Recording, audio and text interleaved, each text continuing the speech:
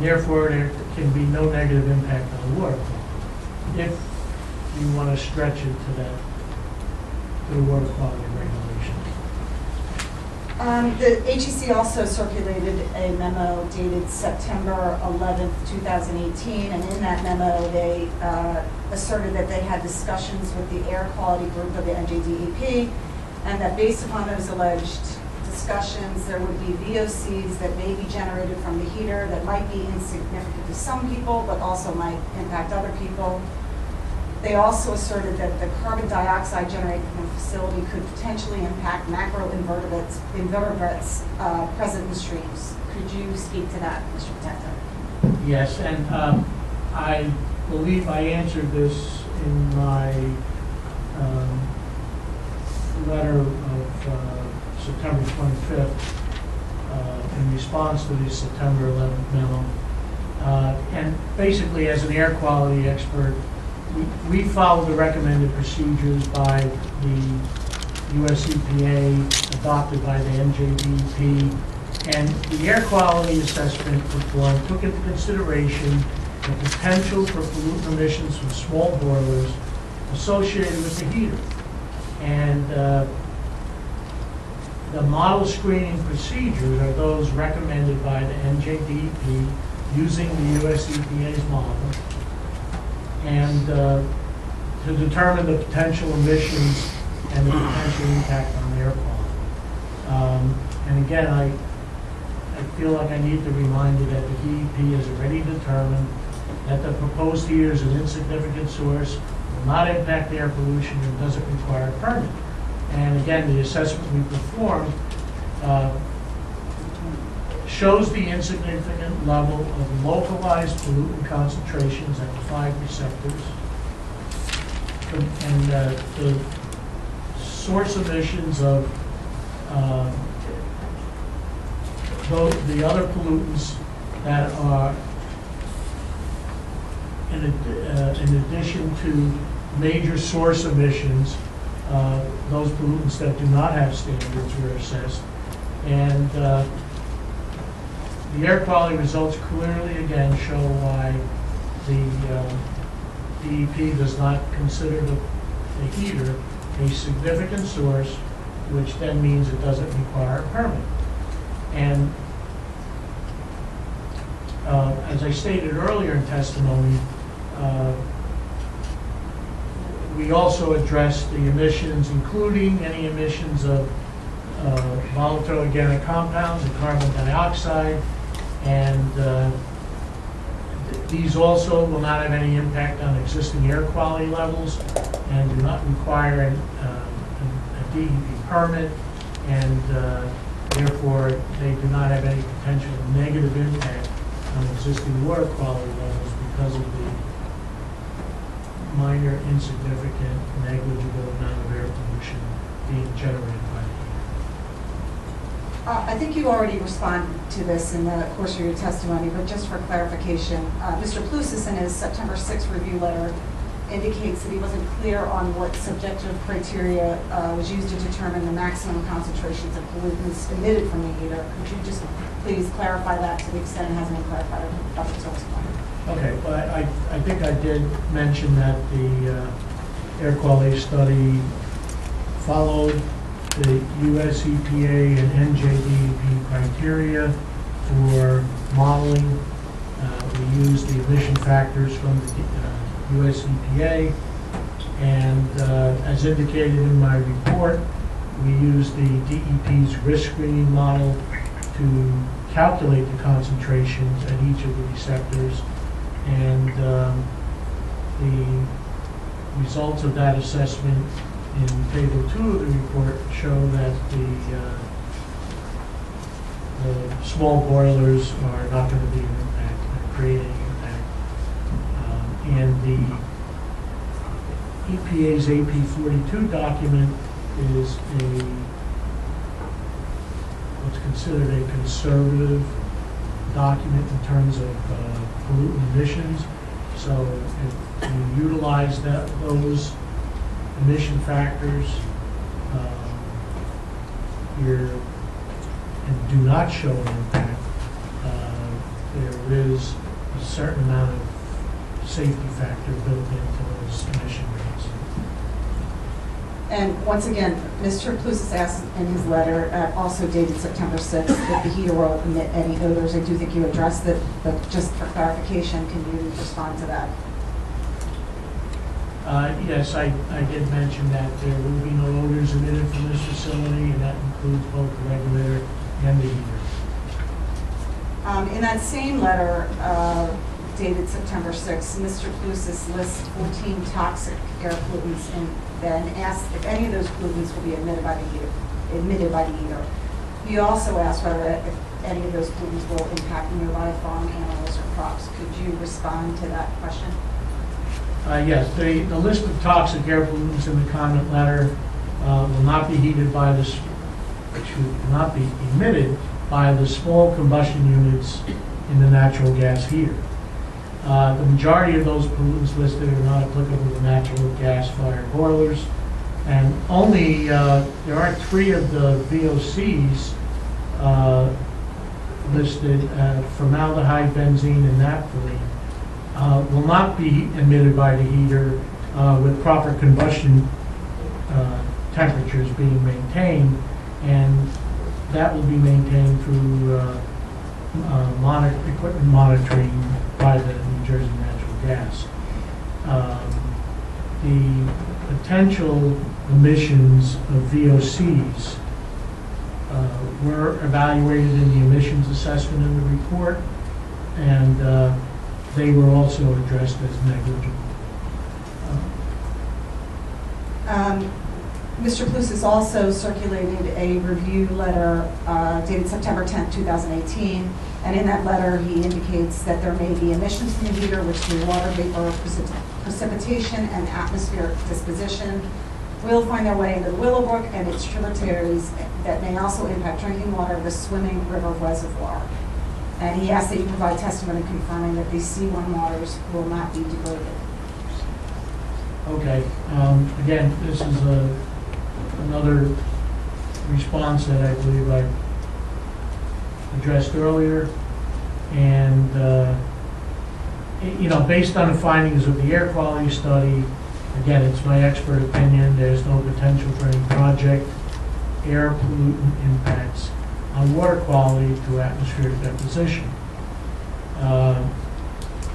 Again, since the heater emissions will not impact existing air quality or corresponding air quality standards, the project will not result in any air emission-related degradation to existing water quality or cause any negative impact to C1 waters of the swimming river reservoir watershed or its tributaries. And also in his September 10th letter, Mr. Plousis specifically asked for testimony confirming that the toxic pollutants that he identified in his September 6th letter will not impact the Category 1 standards. Can you respond to that, Mr. Tenza?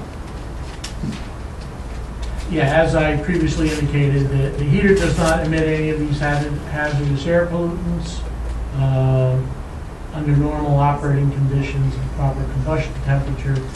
Since these pollutants are not emitted from the heater, there's no chance they're going to migrate through the atmosphere to Category 1 waters. With regard to Category 1 standards, the surface water quality standards referenced in the letter define emission sources that potentially discharge effluent that affects water quality. The heater air emissions are not defined as an effluent discharge, and therefore these emissions are not regulated by the surface water quality regulations. Simply put, the regulations are inapplicable to air emissions. As I concluded, since the air emissions have been shown to have not result in any impact to existing air quality or corresponding air quality standards, the project's not going to in any way impact air emissions or degradation of existing water quality or cause any impacts to C1 waters. I don't have any more questions. And I apologize for the redundancy, but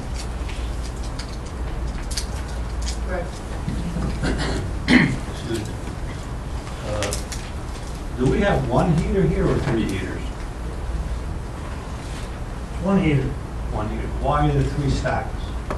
There are 3 combustion units in the heater. So will each of those stacks emit, The analysis we performed was for 3 combustion units and 1 heater. The emissions in my air quality report are based on 3 combustion units. and the size of this heater, how does it compare to, say, a residential boiler? Well, it's my understanding that if you wanted to look at the BTUs of operation,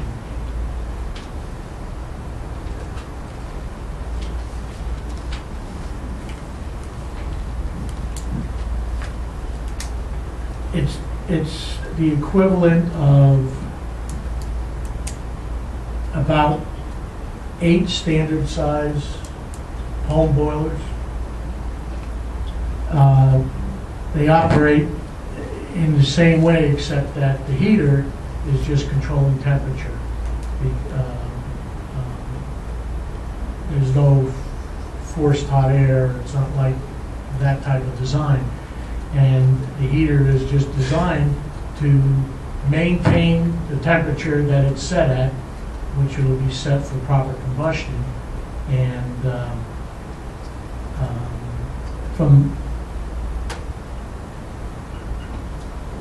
from the standpoint of maintenance on it, if it's monitored, the call for maintenance on the heater is very similar to what you do for your home boiler. It's once a year, depending on the manufacturer, but in most cases, once a year is sufficient. Well, during maintenance, will there be any chemicals or other solvents that will be used for the maintenance process that might be harmful? Not that I'm aware of, but I think New Jersey Natural Gas might be better to answer that. Any gas-fired combustion units is going to emit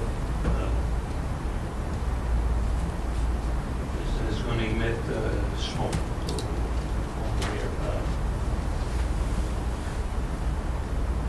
No, there's no smoke or odors associated with combustion, unless if you get smoke, you got improper combustion. And if this facility, if the heater's monitored by New Jersey Natural Gas, they're going to be able to control the temperature and prevent that from happening. All right, their emissions will be coming out of the stacks. Correct.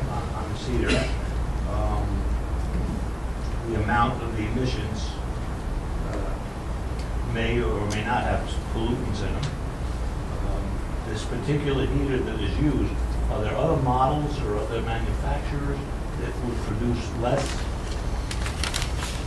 emissions, which would reduce? If the other heaters have combustion units on the inside, and they had 3 combustion units as required by this heater, they would have the same emissions. The your analysis of the 6 principal air pollutants, carbon monoxide, nitrogen dioxide, particulate matter, sulfur dioxide, lead, and ozone, did find that there were some concentrations, correct? Yes, I presented in Table 2. And they are below the standards, which you pointed out, and that's why you don't need permits. Correct. But that doesn't mean that it will not affect the neighborhood or the air quality in the area. Oh, it absolutely does. And I thought I explained that. Because you have existing air quality out there. And whatever those levels are, you're looking at the inconsequential concentration of pollutants being generated by this heater, and you want to add that to what's out there, it doesn't add up. It's negligible, it doesn't affect what's out there today, so there's no impact from this. And again, as I said, as air quality experts, we follow the rules of the EPA and the DEP. And if this was a significant source, it would require a permit by the DEP. And it doesn't because it's not. It has no impact on the air quality in the surrounding area. That was the whole purpose of the assessment. You know, normally if a piece of equipment doesn't require a permit, we don't go through this process. There's no need to address emissions from the unit because the DEP already decided it's insignificant. We showed why the DEP doesn't require a permit. You look at these levels, I can't, I don't know how to describe it any other way, how insignificant it is. But there are still emissions coming off the heaters, and there could be a cumulative impact over time to the neighborhood, to the neighbors. The Environmental Commission pointed out to us that the VOC would generate 0.05 pounds per hour. This thing runs continuously. That comes out to 408 pounds per year. You know, what is the cumulative effect of this? Will it affect someone that has respiratory problems? Will it affect somebody's nervous system? How will it affect the farm animals? Well, I will go back to what I said earlier, that the concentrations for the criteria pollutants in Table 2 are both primary and secondary standards. Primary standards, public health. Secondary standards, public welfare. That has to deal with damage to crops, vegetation, visibility, health. The concentrations generated by this heater will not have an impact on any of those things that were brought up. And as I mentioned earlier, that comment on pollutant levels and emission factors from a conversation with the DEP, we used the proper emission factors, we used the DEP's model, we ran the numbers, and the numbers that came out in our report, I stand behind, and I have no idea where those numbers came from that we put in that letter.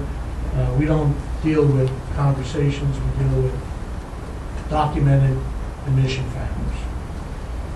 Well, it's hard for me to understand that we have a source of emissions that's going to be on 365 days a year, and across the street we have an active farm where they may grow corn or grapes or something, and that's not going to have any effect on the crops?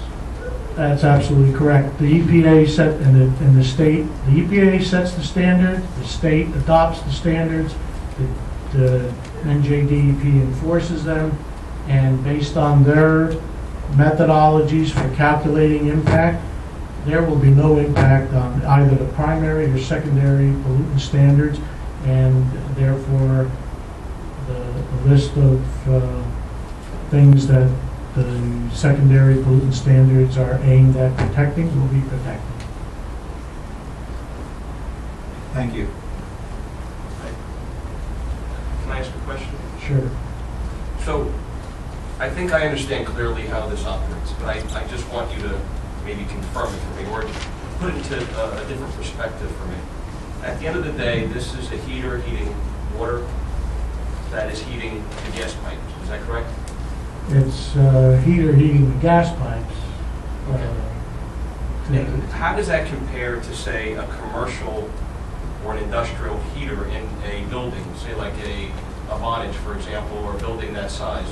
How does this compare to, in regards to emissions, to just a commercial heater in a large building? Well, the EPA puts out the emission factors for boilers, okay, and they base it on the size of boiler, okay. This boiler is each boiler in this heater is less than 1 million BTUs per hour. There are emission factors for boilers and permitting required for boilers above 5, emission rates for boilers above 10 and 20 million BTUs per hour. So it depends on the size. I can't really answer that directly, but the larger the boiler, the more emissions. And it might be a different, because of the throughput. Are the emissions similar? They're similar in types of pollutants, but the size and the throughput is what increases the amount of pollutants. I understand. Yeah, and I got to remind you that these calculations we made were based on this heater operating continuously annually. I understand. Could you put into perspective for me? I think before you said it's the equivalent of, you say 8 residential? About 8 residential, yeah. Thank you. And the other thing I'd like to note about that is if you look at where these residential units or boilers are vented, they're not up, it's not vented up on the roof. They're vented 3-4 feet off the ground, maybe on the side of the house in the back, because the pollutant levels from them are not considered significant. Okay, and this is very similar in combustion, but I think that's important to realize as well. And one last thing, I think you mentioned before that there would be no smoke coming from this, but is it possible in the winter time there would be a visual, you would be able to see smoke if the temperature is outside or cold? Steam, water vapor. And if so, how significant could it be? In terms of what? Visually? Well, it depends on the temperature, I guess. I think perhaps maybe Craig could answer that. Mr. Sanders, could you address that last question?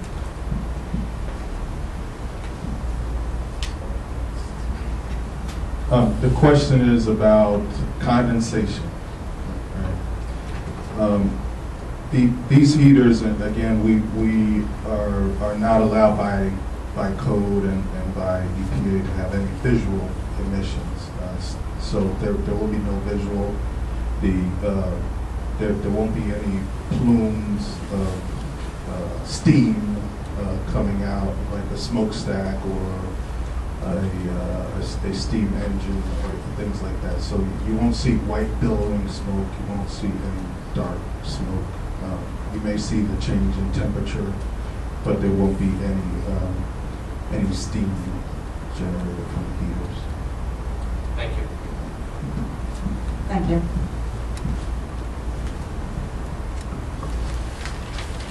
It's a little bit of an odd question, but it helps me just understand to put it in perspective. How does the emission here compare to, say, a natural gas vehicle? This is like the size of a bus. Is the emission similar?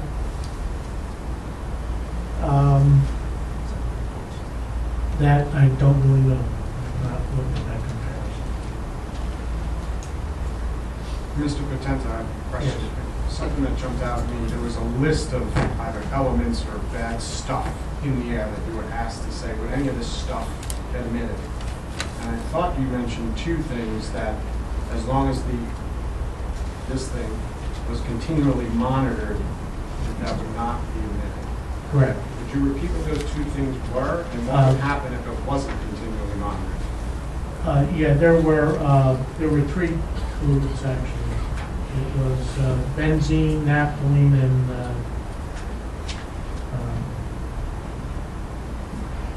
hold on a second. Formaldehyde. Formaldehyde, yes. I know that formaldehyde's a bad one. Naphthalene, NaPH,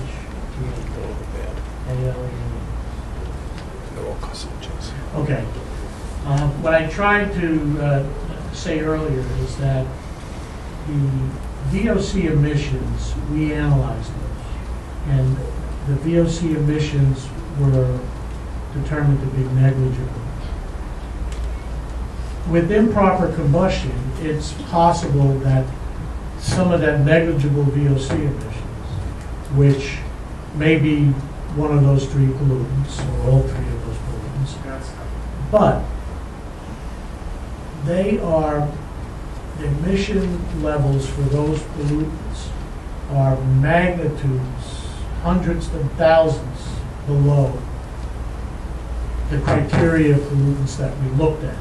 So they are even lesser fractions of negligible that we described in this report. And the other thing is that if something like that happened, it's going to be fixed quickly. The emissions we analyzed in our report were for annual emissions, this thing running constantly. That would never happen. That would, if the combustion temperature dropped and it wasn't operating properly, it would be fixed and remedied as soon as possible. Maybe, I don't know, a day, half a day, 2 days. Well, how- Whatever that amount is would be so negligible that it's not even regulated. And it's just like with spills. The DEP is not going to come out and fine you if you have an oil spill in your parking lot. It's so negligible, they're not concerned about it. They're looking at the big picture. So I would imagine that New Jersey Natural Gas would want that regulator to be operating as efficient as possible and wouldn't allow that to happen. Hypothetically, if it did, it's still not going to be an impact of any sort. Well, you know, Mr. Potenta, the DEP's not going to come and fine you because they probably wouldn't know about any of oil spills unless they were catastrophic in nature, unless those brought to their attention, which comes back to what you said, that if there was any emissions that would be found. How will it be found? Well, if I'm not mistaken, I believe their regulator heaters are monitored by, or tested independently. How often? I'm going to have Mr. Sanders respond to that.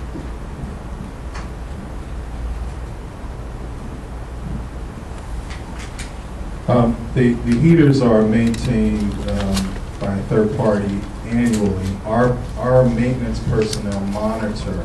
So for example, Ed suggested that if the bath temperatures, we monitor our bath temperatures, pressures, et cetera, at these major stations. So the temperature of the unit itself. In order for us to produce the amount of heat required, we monitor bath temperature, just like your water heater at home.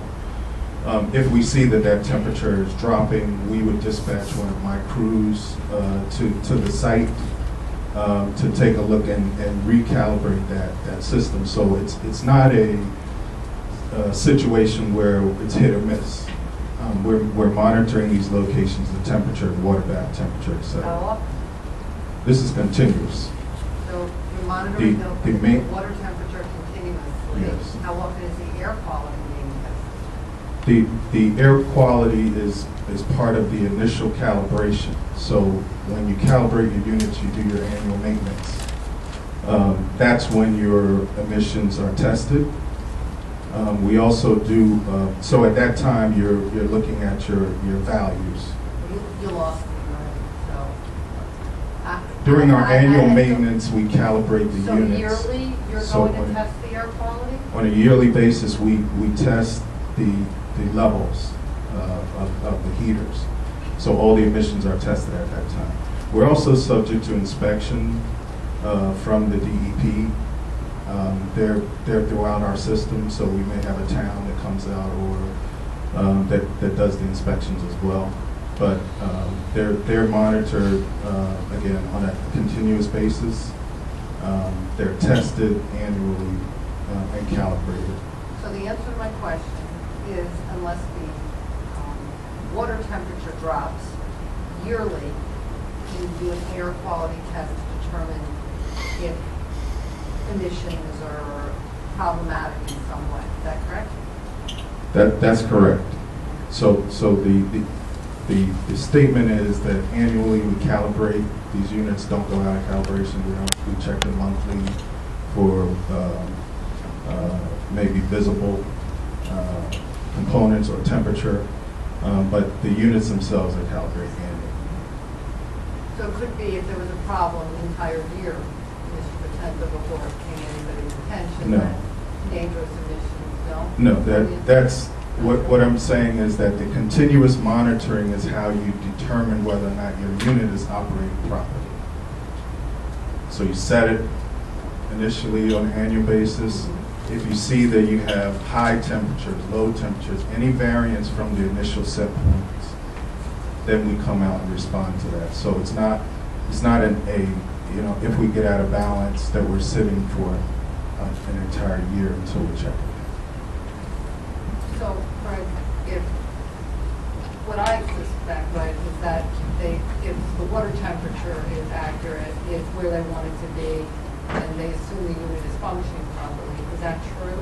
So other of these chemicals can't be emitted, the unit isn't malfunctioning if it's maintaining water temperature? Well, that's according to their testimony, but now I have to question, is there any antifreeze used in the system?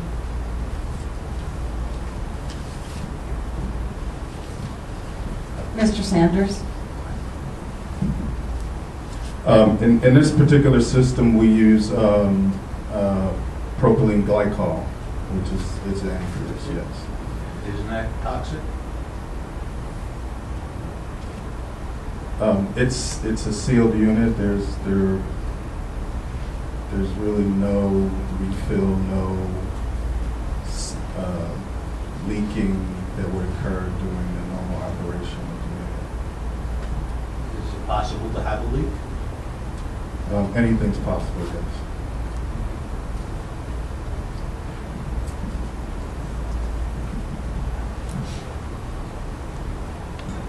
Board?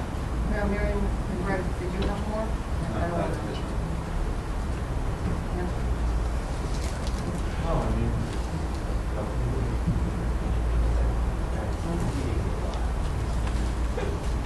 Has that antifreeze ever changed? I mean, Mr. Sanders? It's like a car. We all know that every 50,000 miles you change your antifreeze. Has this changed? During our annual maintenance, we check the quality of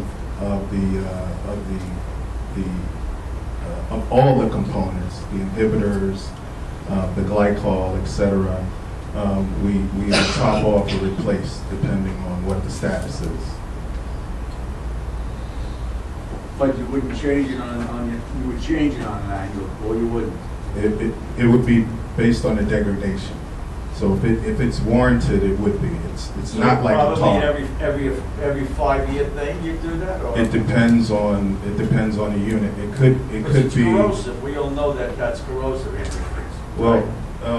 Again, I don't want to get into the details, but we do add inhibitors. There are tests that are performed on the glycol itself, and if the levels are out of balance, then we make an assessment and replace or top off, depending on what the levels are. So we use a mix, and it's tested again annually in an independent unit. So that would be a different system than it would be in an automobile. I mean, Yes, it's different it's than not, an the automobile. glycol is not used in the same process. It's not in the same process at all. It's, and again, without getting into the details, it's similar but not the same. It's actually a vacuum boiler. Now, you say you use other inhibitors? Like what, rust inhibitors, what type of inhibitor? Yes, Again, are they toxic? rust inhibitors as well, yes.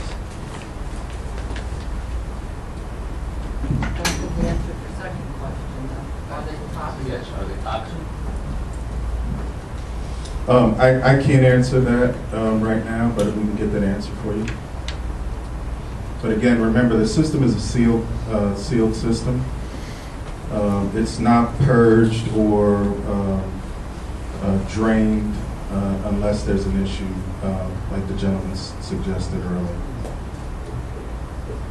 Okay, so I just want to make sure I understand the answer to the question that I asked. So I'm going to repeat it in my own words, Mr. Potenta, you can say, yeah, I got the gist. So there could be bad combustion, something could go wrong, the system isn't working properly.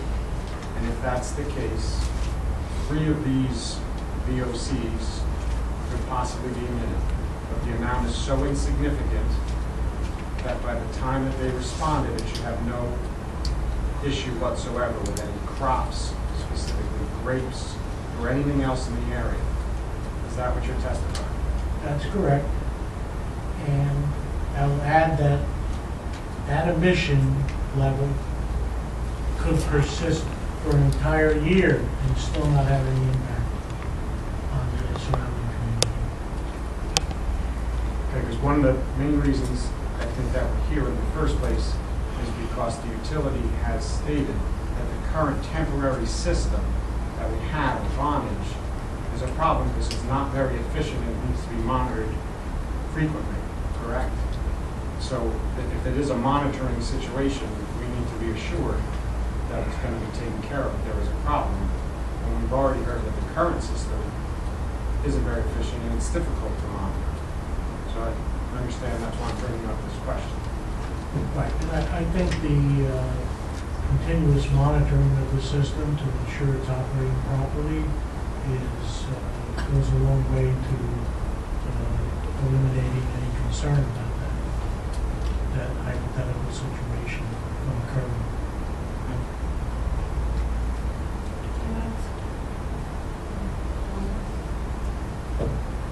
Okay, we don't have any other further questions on air quality.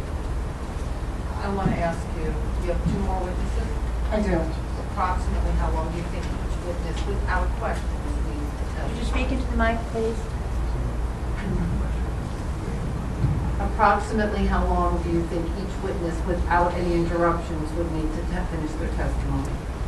Could you just give me a minute and I can, the second witness, I would think is 5 to 7 minutes. It's very short. That's the fiscal impact analysis. The real estate impact analysis,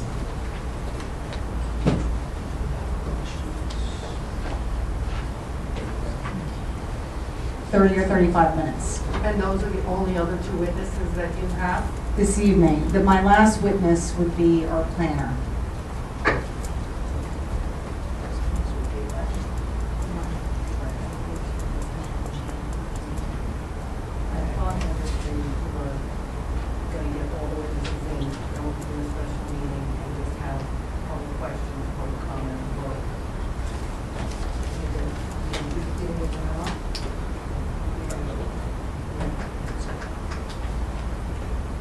So I'm just trying to do scheduling. So my thought was if you had 2 more witnesses, then I would power through tonight regardless. We finish the witnesses and then I'm going to discuss another special meeting and be voted off this board by other members.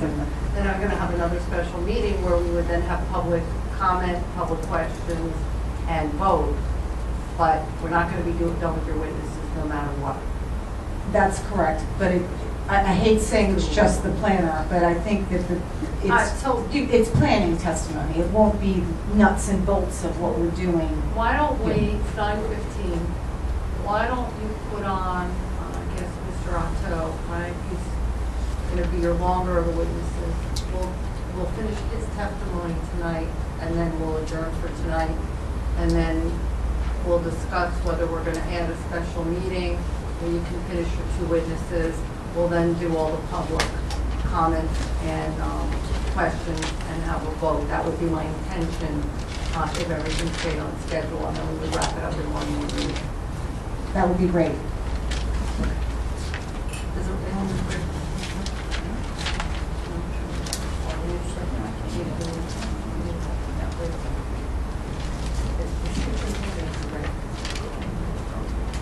Go ahead. I call my next witness Mr. Jeff Otto.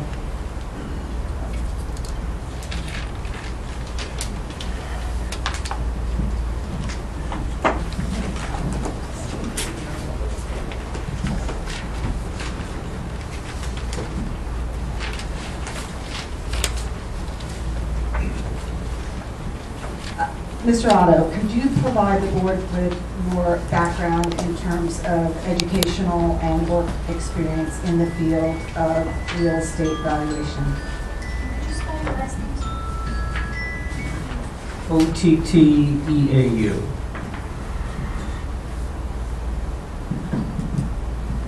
My name is Jeffrey Otto, and I'm president of Otto Valuation Group. We are headquartered here in Monmouth County in Matawan, and also with offices in Manhattan and Philadelphia. My profession is licensed here in New Jersey, and I hold the highest level of licensure here in the state. I'm certified as a certified general real estate appraiser, which qualifies me as being an expert in all types of property here in the state. I also hold that license in other states, specifically Pennsylvania and New York.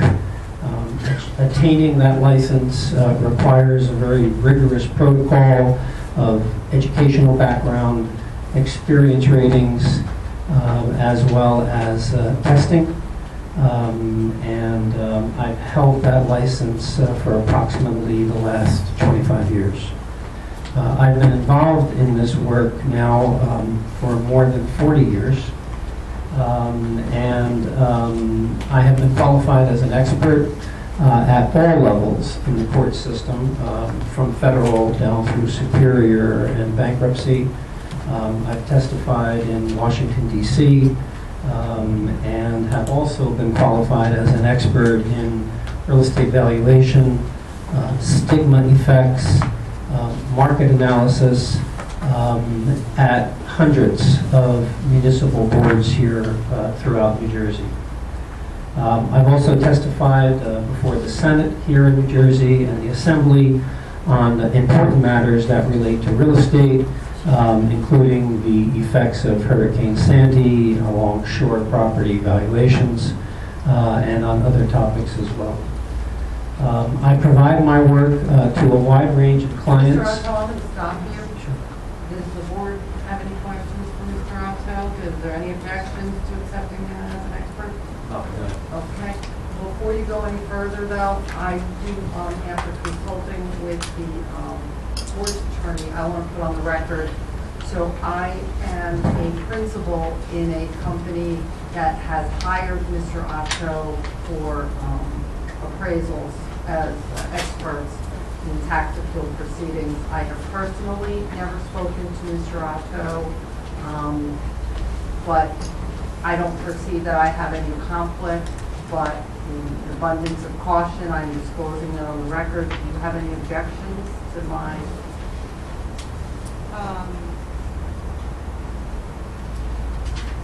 Can I ask you how long ago you said you worked for a company that? Recently. Recently. Yeah. This year. I would, off the top of my head, I would have to say this year.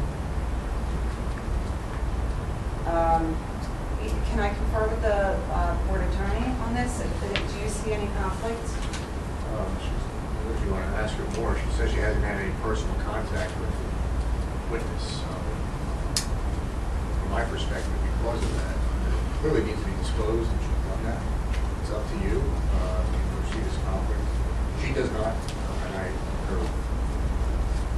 Can't hear you. Board members can chime in, or you can obviously have your own opinion. She'll respect. I mean, without. Can everyone use the mics, please? Thank you. I think I actually